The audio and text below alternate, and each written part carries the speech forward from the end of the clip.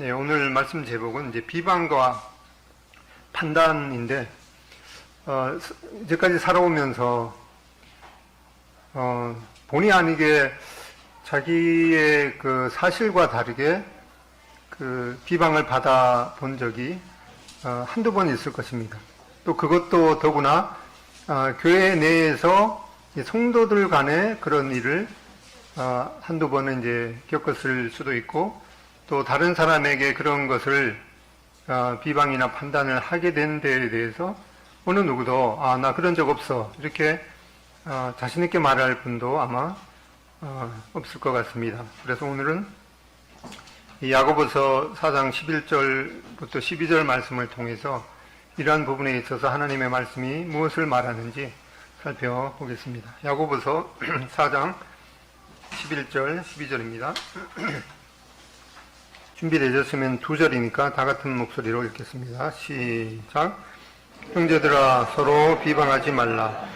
형제를 비방하는 자나 형제를 판단하는 자는 곧 율법을 비방하고 율법을 판단하는 것이라. 내가 만일 율법을 판단하면 율법의 준행자가 아니요 재판관이로다. 입법자와 재판관은 오직 한 분이시니 능히 구원하기도 하시며 멸하기도 하시느니라. 너는 누구이기에 이웃을 판단하느냐. 네, 우리는 지난번 시간에 이 사단의 거짓말 첫 번째를 살펴봤습니다. 이 어떤 그 쾌락을 느끼게 되면은 내 삶이 만족할 것이다 라고 하는 그런 사단의 거짓말에 대해서 살펴봤는데, 오늘은 그 사단의 거짓말 두 번째, 다른 사람들이 나아지면, 다른 사람들이 내가 원하는 대로 바뀌면은 내 삶은 해결될 것이다 라고 하는 그런 그 사단의 거짓말에 우리가 많이 속고 있습니다. 그러면 우리가 왜 우리는 다른 사람들에게 이 말을 통해서 상처를 입히는가에 대해서 살펴보겠습니다. 금방 우리가 읽었듯이 야고보서 4장 11절 12절에 보면은 이제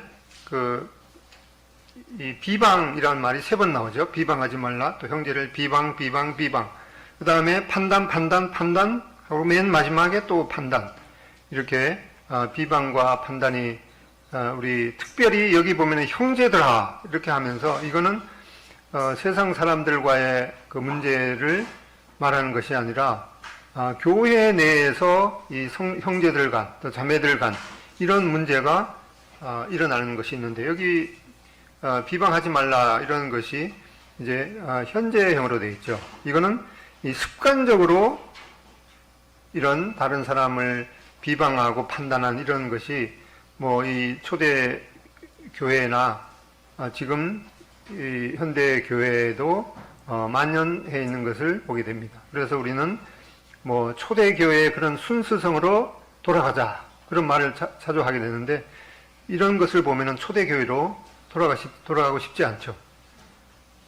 형제들, 이 초대 교회에도 그 주님을 직접 그 체험했던 이 사도들이 있고, 또 사도들의 그 가르침을 받았던 그 교회 내에서도 이러한 형제들 간, 자매들 간 비방과 이 판단이 그 습관적으로 일어났던 그런 이 면들을 보게 됩니다. 이러한 야고보서 4장 11절과 12절에 이러한 내용에 대한 요약이 무엇인가 하니까, 그 서로 비방함으로써 피차 물고 뜯는 일을 멈추라 라고 하는 그런 이 요약이 될 수가 있겠습니다. 그러면 이제 먼저 이 비방한다는 그런 말의 이 정의가 무엇인가? 이것은 이 첫 번째로 사실과 다른 말을 하는 것이죠. 우리 그 이제 7살 된 루니도 보니까 자기가 생각하는 그런 것을 이해받지 못하니까 그게 아니라고 하면서 그냥 이해받을 때까지 그냥 그 때를 쓰더라고요. 그래서 이 자기가 자기에 관한 그런 이 사실과 다르게 평가받는 것이 얼마나 어린아이들에게도 그것이 괴로운 일인가를 보게 되었습니다. 그리고 이 비방이다라는 말의 문자적인 정의는 이제 무너뜨린다는 것이죠. 그래서 인간관계를 무너뜨리고 신뢰를 이제 무너뜨린다는 이제 그런 뜻이 됩니다. 이 비방하지 말라는 명령의 그 의미를 보면은 다른 사람에 대한 말이 내 입에서 나올 때, 내 말이 끝난 후에 그 사람에 대해서 더 좋게 생각하는 것이 아니라 더 나쁘게 생각하게 되는 것, 그것이 바로 비방이고 그것을 바로 하지 말라라고 하는 것이죠. 어떤 누구에게 대해서 이제 대화를 하게 되는데 우리는 보통 이제 그런 말을 하죠. 내가 뭐 없는 말 하냐, 뭐 지어내서 하는 말이냐, 그냥 있는 말을 하는데 그런 말이 이제 다 끝난 후에 그 사람에 대한 생각이 나쁘게 이제 그 인식이 심어지는 것, 그것이 바로 이 비방이라는 것입니다. 그것을 하나님께서는 하지 말라는 그런 명령을 하고 있습니다. 이 비방한다는 말이 이제 어떻게 그 일반적으로 적용되는가 하니까 이제 뭐 화상도 1도 화상, 2도 화상, 3도 화상이 있듯이 1도 화상은 이제 일상적인 그 대화로 그냥 뭐 별 생각 없이 이렇게 진행되는 것이죠. 오늘 그 말씀을 하는데 그 왜 저렇게 뭐 영어도 저렇게 쓸데없이 집어넣는가? 지난번에 그 영어 집어넣은 이유를 말씀 못 들은 분은 그런 생각이 들 수가 있습니다. 그런 이제 그 별 생각 없이 그냥 이렇게 하는 이제 그런 것이 있을 수가 있겠죠.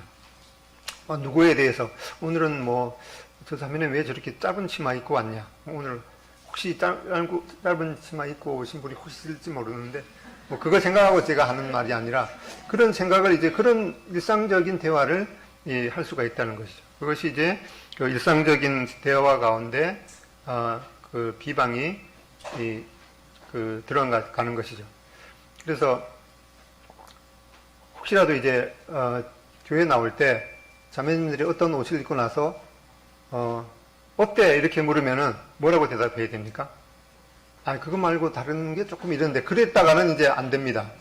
그냥 이제 입었으면은 무조건 하고 그냥 이유 불문하고 진짜 이쁘다 하고 그래야지 되는 것이죠. 그래서 이제 뭐 그런 거는 이제 일상생활 가운데 그 어떤 그 지혜이기도 할 것입니다. 그다음에 이도 화상은 이제 이 기도 부탁을 하면서 은근슬쩍 이제 비방을 집어넣은 것이죠. 내가 이 말을 해야 될지 안 해야 될지 모르겠는데 이렇게 꺼내면서 자기 양심 가운데도 조금 거리끼게 하면서 그 어떤 형제님이 그 사업을 하다가 조금 그 돈을 이렇게 잘못 어떻게 그 사용하는 바람에 지금 심각한 문제가 있는데 그 가정을 위해서 그 기도해야겠다 이렇게 하면서 말하지 않아도 되는 그런 이제 그 깊이까지 얘기하면서 이제 그 비방을 슬쩍 그 집어 넣을 수가 있습니다. 그런 것도 이제 2도 비방이 된 3도 비방은 이제 그 도움을 요청하는 것이죠. 내가 어떤 사람에 대해서 이 안 좋은 마음을 갖고 있는데 그걸 자꾸 얘기함으로써 얘기하는 이유가 뭔가 하니까 나하고 똑같은 생각을 해서 그 사람에 대해서 나하고 똑같은 이 나쁜 감정을 품게 해서 결국에는 그 사람을 왕따시키고 싶은 이러한 이제 강도가 높은 그 비방이 있을 수가 있습니다. 그리고 이제 비방에 빠져드는 이유를 생각해 보면은 이제 거짓말을 받아들이기 때문입니다. 그리고 문제가 이 자기한테 있는 것이 아니라 다른 사람에게 있다고 이제 뒤집어 씌우는 것이죠. 그 다음에 그러면서 자신은 그 책임에 대해서 이제 빠지고 싶은 자신의 책임은 면하려고 합니다. 그리고 자신의 결국에는 이 불안감을 감추려고 하고 그리고 끝내는 이제 그런 그 비방을 자꾸 함으로 말미암아서 다른 사람도 자기 편으로 이렇게 만들고 싶은 그런 이 유혹을 받게 됩니다. 이런 것들이 바로 이 거짓말인 거죠. 그래서 이 사람들마다 특히 교회에서도 이제 친한 사람이 있죠. 저 사람하고는 정말 이제 마음을 뭐 터놓을 수 있는 사이야. 뭐 그게 나쁘다는 것이 아니라 그런 사이가 이제 다 있습니다. 누구는 A하고 B는 이제 참 누가 보더라도 참 친해요. 그래서 두 사람은 뭐 마음에 있는 것을 다 얘기해요. 뭐 그냥 뭐 어떤 문제에 대해서 좋은 거, 나쁜 거 이런 거 다 얘기하는데, 그 다음에 B하고 C도 A와는 상관없이 아주 친한 사이가 있을 수 있어요. 그렇겠죠. 그런 가정에서 A하고 C는 안 좋은 사이도 있을 수가 있어요. 그래서 어떤 사람이 얘기하고 되면은 A한테 B가 정말 친한 사람이에요. 그 다음에 얘기하면 B는 A 외에 C하고 정말 친하기 때문에 또 얘기해요. 그러다 보면은 A하고 C는 전혀 친하지 않은 사이고, 또 어떤 때는 별로 좋지 않은 사이인데도 그 얘기가 A가 말한 것이 C에까지 가서 이제는 뭐 그냥 며칠 내에 자기가 얘기했던 것이 이제 되돌아오는 이제 그런 결과가 생길 수 있기 때문에 정말 이 친한 사이라고 해서 해야 될 말, 안 해야 될 말 다 해서는 이제 안 되는 것임을 우리가 지혜로 그런 지혜를 가질 필요가 있겠습니다. 그 다음에 남의 말에 대해서 이제 병적인 관심을 가지고 있기 때문이죠. 잠언 26장 22절에 보면은 남의 말하기를 좋아하는 자의 말은 별식과 같아서 뱃속 깊은 데로 내려가느니라. 그래서 특히 남에 대해서 남의 얘기하기 좋아하는 대상이 많죠. 특히 이제 뭐 연예인들 또 뭐 그런 유의 그 사람에 대해서 뭐 이런저런 얘기하는 것을 엄청 좋아하고, 그런 사람들에 대해서 사생활까지 다 캐는 것을 엄청 사람들이 즐기는 그런 이제 병적인 이 관심을 가지고 있기 때문에 이러한 문제들이 생기게 됩니다. 이런 것에 있어서 이 하나님의 그 진단은, 이 비방은 심각한 죄라고 말하고 있습니다. 뭐 그 살인과 뭐 간음 그런 것들은 이제 보통 사람들도 다 그거는 정말 악한 짓이야 그렇게 생각할 수가 있지만은, 하나님께서는 이 비방에 대해서도 심각한 죄인 것을 말씀하고 있습니다. 첫 번째 비방이 심각한 죄인 것은, 비방이 서로 사랑하라는 하나님의 계명을 무시하는 태도이기 때문입니다. 아까 우리가 읽었던 야고보서 4장 12절에 보면은 네가 누구이기에 네 이웃을 판단하느냐. 특별히 이 이웃에 대해서 이웃이라는 용어를 사용했는데, 야고보가 이것은 내 이웃을 내 몸과 같이 사랑하라 라는 이런 말씀을 염두에 두고 그런 말씀을 한 것으로 생각이 됩니다.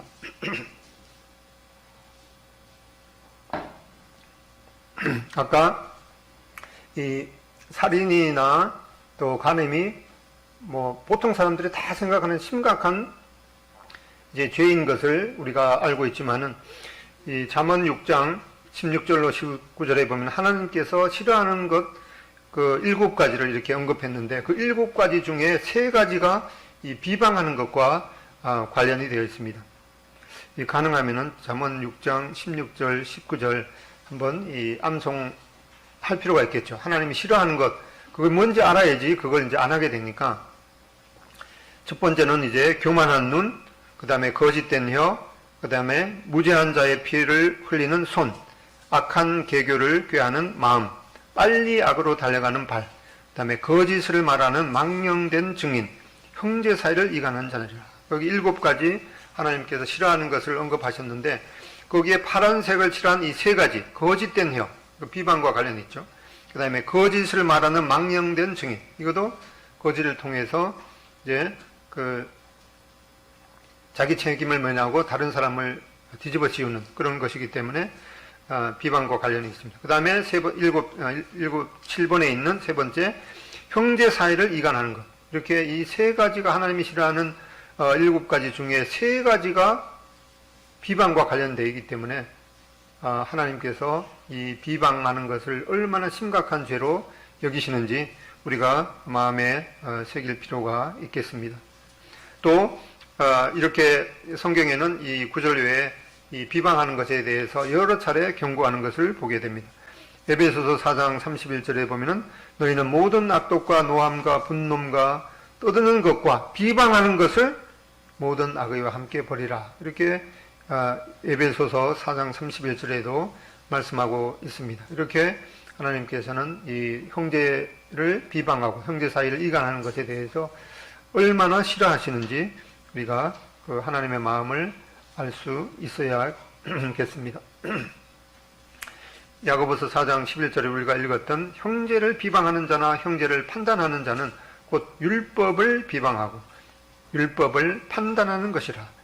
내가 만일 율법을 판단하면 율법의 준행자가 아니요 재판관이로다. 그 다음에 야고보서 그 앞에 2장 8절에도 보면은 너희가 만일 성경에 기록된 대로 내 이웃 사랑하기를 내 몸과 같이 하라 하신 이 최고의 법을 지키면 잘하는 것이다. 이렇게 이 성경 여러 구절에 이 비방하는 그런 것에 대해서 이것이 하나님 앞에 심각한 죄인 것을 말씀하고 있습니다. 그다음에 두 번째 그 이유로는 이 비방은 우리가 사실상 이 하나님 노릇을 하는 것이기 때문이죠. 야고보서 4장 12절에 보면은 입법자와 재판관은 오직 한 분이시니 능히 구원하기도 하시며 멸하기도 하시느니라. 너는 누구이기에 이웃을 판단하느냐. 그래서 이 비방한다는 것은 이제 이 자기 생각이 옳고 또 하나님의 그 말씀을 가지고 이 하나님 노릇을 하는 것이기 때문에 이 비방은 심각한 죄이고 그것은 바로 하나님 노릇을 하는 이 엄청난 하나님 앞에 그 물권인 것을 보게 됩니다. 여기 이 폴 트립이라는 분이 뭐라고 했는가 하니까 우리는 우리가 말하고 싶은 것을 말하고 싶을 때 말하고 싶은 방법대로 말한다. 마치 그것을 당연한 것처럼 여기며 그런 말을 할 권리가 있는 사람처럼 말하고 그저 자신을 행복하게 만들어줄 수 있는 무엇인가를 얻기 위해 말한다. 또한 아무리 사소한 말에서도 하나님의 권위에 복종하도록 부르심을 받은 피조물이라기보다는 자신이 하나님인 것처럼 생각하며 말한다. 그래서 우리가 이러한 말을 할 때 하나님의 자리에 앉아서 이 하나님의 그 권위에 그 경계선을 넘는 이 월권인 것을 보게 됩니다. 이러한 것에 있어서 이 하나님의 처방은 하나님 노릇하는 짓을 고치라는 것입니다. 그래서 이제 첫 번째로 보면은 비방이 가져올 이 보응을 고려해야 됩니다. 마태복음 7장 1절로 2절에 보면은 비판을 받지 아니하려거든 비판하지 말라. 너희가 비판하는 그 비판으로 너희가 비판을 받을 것이요 너희가 헤아리는 그 헤아림으로 너희가 헤아림을 받을 것이니라. 그래서 이 비방을 할 때 그것을 이 하나님의 자리에 앉아서 하나님의 자리에 앉는 그 물권이기 때문에 우리가 비방을 그쳐야 되는데 이 비방을 했을 때 그것이 자신에게로 화살이 돌아온다는 그것을 생각하면서 그쳐야 한다고 말씀하고 있습니다. 또 계속 이어서 보면은 내가 너희에게 이르노니 사람이 무슨 무익한 말을 하든지 심판날에 이에 대하여 신문을 받으리니 너의 말로 이롭다함을 받고 너의 말로 정죄함을 받으리라. 자기가 한 말을 통해서 그 말을 통해서 심판을 받기 때문에 우리는 그 비방하는 자신에게 돌아오는 그것을 생각하고 그쳐야 되는 것이라고 말씀하고 있습니다. 그다음에 두 번째로는 그리스도의 몸에 끼칠 그 결과를 숙고하라. 요한복음 13장 34절 35절을 보면은 새 계명을 너희에게 주노니 서로 사랑하라. 내가 너희를 사랑한 것 같이 너희도 서로 사랑하라. 너희가 서로 사랑하면 이로써 모든 사람이 너희가 내 제자인 줄 알리라.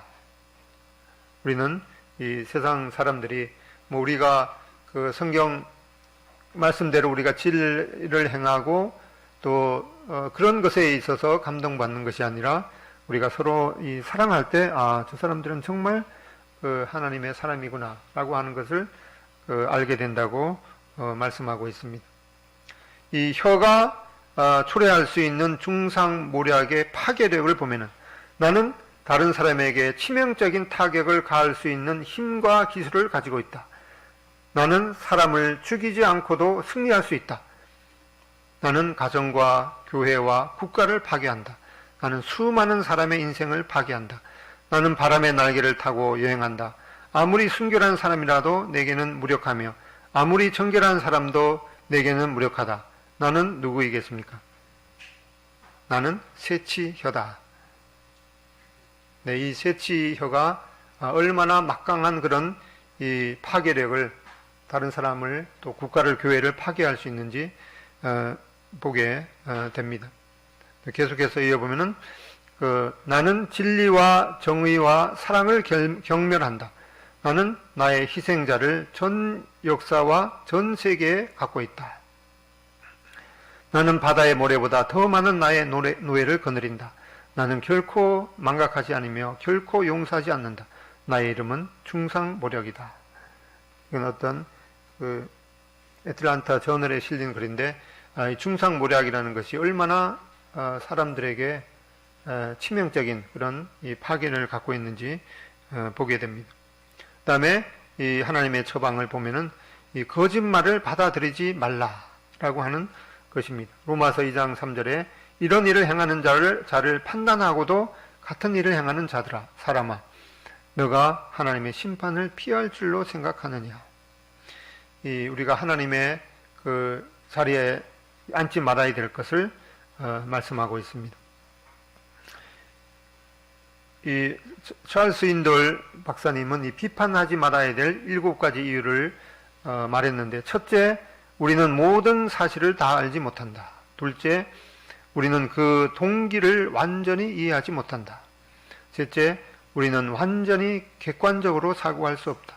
넷째, 그 상황에 있지 않으면 정확하게 알 수 없다. 그 다음에 다섯째, 우리가 보지 못하는 부분이 있다. 여섯 번째, 우리에게 편견이 있고 시야가 흐려질 수 있다. 일곱째, 우리는 불완전하고 일관성이 없기 때문에 우리가 이 비방을 또 판단을 하지 말아야 되는 것을 지적하고 있습니다. 네 번째로 보면은 이 다른 사람들이 험담하는 것을 허용하지 말라. 이 험담이라는 말을 가십이라고 그러는데, 그 의미가, 가십하면 뭔가 이제 다른 사람에 대해서 씹는 거죠. 그래서 가십이라고 그러는지도 모르겠어요. 아무튼 다른 사람들이 험담하는 것을 허용하지 말라는 것입니다. 그래서 오늘 비방과 험담이 판단이 얼마나 나쁜 것인가를 생각하고, 또 하나님의 말씀을 통해서 하나님의 처방이 하나님의 자리에 앉아서 판단하고 비방하지 말라라는 그런 말씀을 이제 마음에 새겼기 때문에, 이제 성도들 간의 그 교제 가운데 누가 이렇게 비방하는 말을 하면은, 우리가 지난 그 말씀 시간에 비방하지 말라는 그 말을 들었잖아. 우리가 비방하지 말아야 되는 거 아닌가? 그 말하는 것이 또 비방이 될 수가 있죠. 예. 그래서 이제 이럴 때는 조금 이제 그 지혜가 필요하겠죠. 이제 지혜롭게 그런 그 대화의 그 주제를 다른 주제로 이렇게 돌리면서 그 말한 사람이 또 상처를 받지 않도록, 상처를 받으면 또 그것이 또 독소가 또 누구에게든지 이제 갈 수가 있기 때문에 그러한 면에 대해서도 지혜롭게 하는 태도가 필요할 것입니다. 그 험담이나 소문을 말하기 좋아하는 사람은 자기가 칭찬받고 싶은 사람이다. 자기가 뒤돌아보면서 우리 자신이 누구에게 대해서 이렇게 그 험담을 말했을 때 근본적인 내 그 이유가 무엇인가 가슴에 손을 얹고 생각해 보면은, 결국에서는 이 내가 칭찬을 받고 싶어서 그랬던 것이구나. 정말 그런 것 같죠. 그래서 이것은 일본 메지로 대학 심리학 그 박사인 이 시부야 소조라는 분이 야심만만한 그 심리학이라는 책에서 그렇게 얘기했습니다. 험담이나 소문을 말하기 좋아하는 사람은 결국은 자기가 칭찬받고 싶어서 자기가 우뚝 서고 싶어서 다른 사람에 대해서 좋지 않은 얘기를 하고 비방하고 험담하는 것임을 생각하면서 이 하나님 앞에서 이러한 것은 정말 금해야 되겠구나라는 것을 우리는 누구도 이런 비방과 판단에 대해서 자유로울 수 없는 그 사람이기 때문에 이러한 것에 있어서 잘 새겨야겠습니다.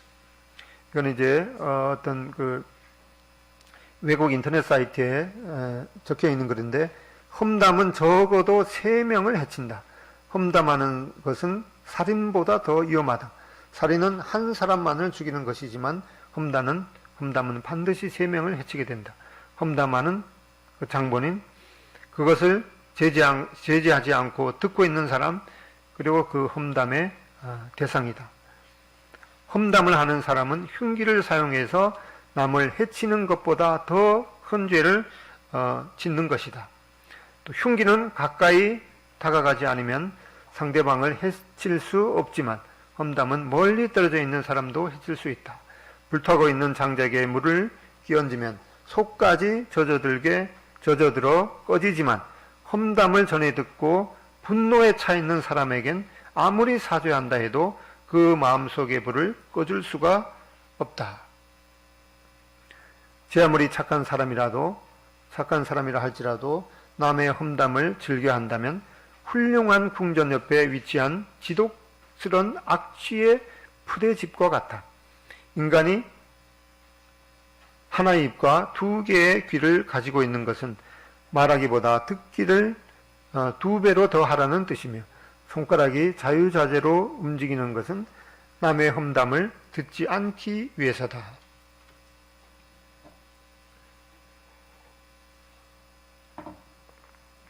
그래서 특별히 하나님께서 우리에게 2개의 귀를 주신 것, 그것은 이제 1개의 입을 가진 그 말하기보다 2배로 더 귀담아 들어야 되는 그런 교훈으로 주신 것을 보게 됩니다. 험담이 들려오면 재빨리 2 귀를 막으라.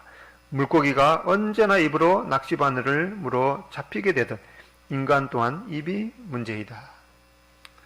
그래서 이러한 그 험담의 통로가 되는 이 입의 그 자갈을 물리라는 그런 말도 있듯이, 이러한 것에 대해서 해결책은 말을 적게 하는 것입니다. 야고보서 1장 19절에 보면은, 내 사랑하는 형제들아, 너희가 알거니와 사람마다 듣기는 속히 하고 말하기는 더디하며 성내기도 더디하라. 그 다음에 잠언 10장 19절에 보면은, 말이 많으면 허물을 명키 어려우나 그 입술을 제하는 자는 이 지혜가 있느니라. 그 해결책은 이 말을 적게 하는 것. 그것이 그 해결책일 수가 있다는 것입니다. 이제 그 요점을 살펴보면은, 첫 번째로 비판, 그 다음에 중상모략, 험담하는 말처럼 삶의 관계를 파괴하는 힘을 가진 것은 없다. 또 2번째로 그 험담은 다른 사람에 대한 말의 결과가 그 사람을 다른 사람들의 눈에 낮아지게 만들 때마다 발생한다. 어떤 그 대상에 대해서 얘기하고 끝나고 나서 그 사람이 생각하는 것보다 더 못하게 이렇게 생각되게 하는 것은 바로 이 비방이라는 것이죠. 그리고 3번째, 누군가를 말로 무너뜨리는 일은 성경에 나오는 가장 흉악한 죄 중에 하나이다. 그러니까 우리가 잠언 6장에서 살펴봤듯이 하나님이 싫어하는 것 7가지 중에 이 3가지가 바로 이 말로 하는 이 비방과 관련이 되어 있기 때문에 하나님께서 이 비방에 대해서 얼마나 싫어하는지, 또 그것이 하나님 앞에서 얼마나 심각한 죄인지 생각할 수가 있습니다. 아까 이 말하는 것은 이제 적어도 3사람을 이제 파괴하는 것이라고 말했는데, 이 스펄전도 비슷한 말을 했습니다. 남의 말하는 것은 이 3배의 독소를 품어낸다. 첫 번째는 이 말하는 자, 두 번째 이 듣는 자, 세 번째는 이 말의 그 대상자에게 해를 끼치기 때문에 이 비방하는 이 말은 이 세 배의 독소를 품어내는 것을 보게 됩니다. 네 번째로 우리는 험담을 하고 싶고 또 듣고 싶은 이 두 가지 유혹과 싸워야 되는 것이죠. 자기가 남을 비방하는 것을 말하는 것도 즐기고 또 다른 사람이 그런 말을 할 때 우리는 이제 즐기는 그러한 이제 나쁜 습성이 있는데 그런 두 가지 유혹과 우리는 지속적으로 싸우고 이 하나님께서 그것을 얼마나 싫어하시는지 또 하나님의 그 처방은 그런 것을 했을 때 결국에는 자기에게 돌아오고 또 이 해결책 중에 하나가 말을 적게 하는 그런 것임을 우리가 마음에 새겨야겠습니다. 골로새서 4장 6절에도 보면은 너희 말을 항상 은혜 가운데서 소금으로 맛을 냄과 같이 하라. 그리하면 각 사람에게 마땅히 대답할 것을 알리라. 이렇게 말하고 있습니다. 우리의 이 말이 우리 속담에도 한마디 그 말로 천냥빚을 갚는다라고 하는 말처럼 은혜로운 이 말, 또 이 방부제 같은 그런 이 말이 우리에게 참 필요한 것을 생각하게 됩니다. 예, 기도하고 마치겠습니다.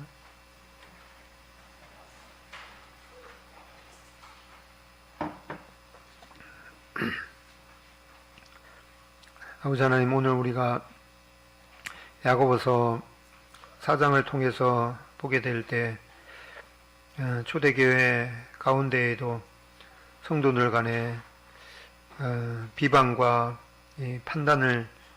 판단이 습관적으로 있어서 관계를 어렵게 했던 그런 내용들을 보게 되고 오늘날 저희들도 다른 사람을 비방하고 판단하는 그러한 일에 있어서 어느 누구도 자유로울 수 없는 것을 좀 고백을 드립니다. 하나님께서 이 비방하는 것에 대해서 얼마나 싫어하시는지 저희들이 또한 말씀을 통해서 살폈습니다. 이러한 하나님의 마음을 마음 가운데 새기고 이 비방하는 그런 말이 참 얼마나 큰 독소를 가지고 있어서 말하는 자신과 또 듣는 사와 그 대상자가 함께 고통을 겪는 그러한 것임을 또 알게 되었습니다. 저희들의 말에 있어서 참 은혜로운 말을 하고 또 이 악한 세대에서 참 그 말을 통해서 그 방부제 같은 그런 말을 함으로써 관계를 화목하게 하고 또 건전하게 하는 그런 역할을 잘 감당할 수 있도록 인도하시기를 원합니다. 하나님께서 지금까지 교회를 보존해 주셔서 감사를 드립니다. 또 오늘 나오지 못한 식구들도 어디에 있든지 하나님을 기억하고 또 하나님의 말씀을 묵상할 수 있는 그런 또 기회를 주시고 또 계속해서 저희 교회가 세상에게 또 좋은 간증을 나타내도록 인도하시기를 원합니다. 예수님의 이름으로 기도드립니다. 네, 감사합니다.